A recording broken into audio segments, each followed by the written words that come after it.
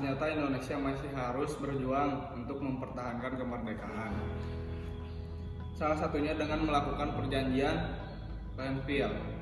Karena saat itu Belanda dan sekutu kembali ke Indonesia, tujuannya mereka ingin kembali menguasai Indonesia. Bahkan Belanda tidak mengakui bahwa pada 17 Agustus 1945 Indonesia sudah meraih kemerdekaan.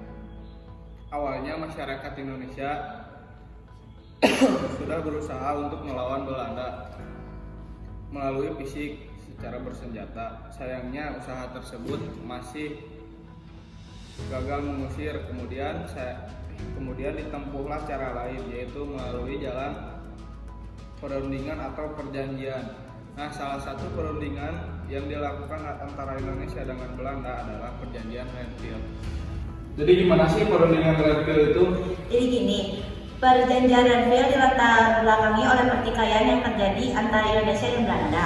Pertikaian disebabkan oleh serangan Belanda ke Indonesia yang terjadi pada 12 Juli 1947 atau dikenal dengan agresi militer Belanda.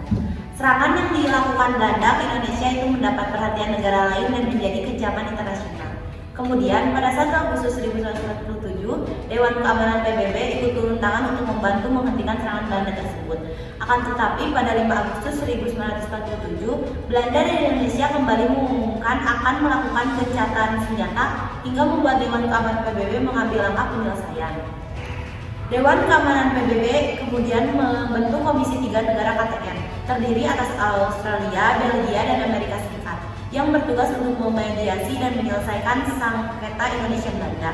KTN juga berusaha mendekatkan kedua belah pihak, yaitu Belanda dan Indonesia, untuk menuntaskan segala pertikaian dan persoalan militer serta politik.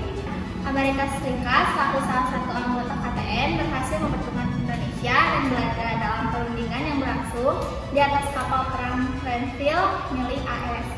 Perundingan Renville secara resmi dimulai pada 8 Desember 1947 di kapal Renville yang berlabuh di pelabuhan Tanjung Priok. Wah, lanjut juga ya latar belakangnya. Nah, sekarang kita mau tahu nih tokoh-tokohnya siapa aja. Tokoh-tokoh perjanjian Renville, Komisi 3 Negara, ada Ketua Frank Graham dari Amerika Serikat, anggotanya Paul Van Gillen dari Belgia, dan Richard Kirby dari Australia. Ada juga dari negara Indonesia, yaitu ketuanya Amir Syarifuddin, anggotanya ada Ali Sastromijojo, Haji Agus Salim, Dr. Jenderal Limena, dan Dr. Koatiklen Nasrun. Ada juga dari Belanda, yaitu ketuanya R. Abdul Qadir Wijoyo Atmojo, anggotanya ada Master Hal van Vredenburg, ada Dr. P.J. Kurz, Master Dr. Saumokil. Dari perjanjian itu apakah ada hasil atau enggak sih? Ya pastinya ada dong. Jadi aku akan nyebutin hasil dari perjanjian Renville, yaitu ada 1. Belanda mengakui wilayah Republik Indonesia yang terdiri dari Banten, Jawa Tengah, Yogyakarta, dan sebagian Sumatera. 2. Disetujuinya garis demarkasi atau garis Panmo. Yang ketiga, ada TNI harus ditarik mundur dari wilayah Jawa Barat dan Jawa Timur. Dampak apa yang didapatkan oleh Indonesia setelah perjanjian ini? Nah, dampak dari perjanjian Renville yaitu ada 1. Belanda melakukan blokade ekonomi terhadap Indonesia. Yang kedua, munculnya kelompok-kelompok anti pemerintah. Nah, yang ketiga, penyusutan wilayah. Keempat, ketidakpuasan rakyat.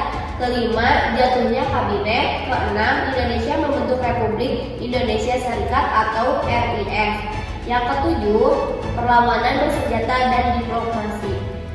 Nah, jadi gitu sejarah perundingan Renville yang terjadi di Indonesia. Wah, ternyata perundingan ini banyak sekali dampak negatifnya terhadap bangsa Indonesia ya. Ya.